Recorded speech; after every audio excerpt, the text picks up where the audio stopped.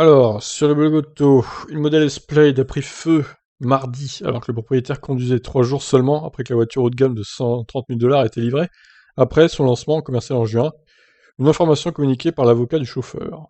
Dans un premier temps, le conducteur, entrepreneur responsable exécutif, n'a pas pu sortir de la voiture car son système électronique d'ouverture de porte est tombé en panne, ce qui a incité le conducteur à utiliser la force pour l'ouvrir, a déclaré Marc Geragos de Geragos Geragos vendredi. D'accord.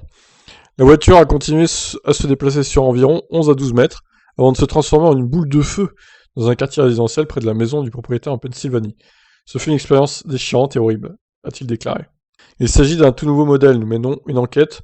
Nous demandons que la S-Plaid soit immobilisée, qu'il ne soit pas sur la route tant que nous n'aurons pas résolu le problème, a déclaré l'avocat.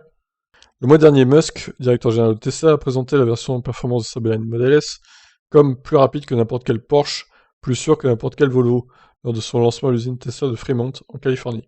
En avril dernier, le fougueux dirigeant du constructeur de véhicules électriques avait déclaré que la nouvelle berline Model S et celui Model X étaient dotés d'un nouveau type de batterie. Il a fallu pas mal de développement pour s'assurer que la batterie des nouveaux Model S et X soit sûre, avait déclaré Musk lors d'une conférence téléphonique, abordant les retards de production.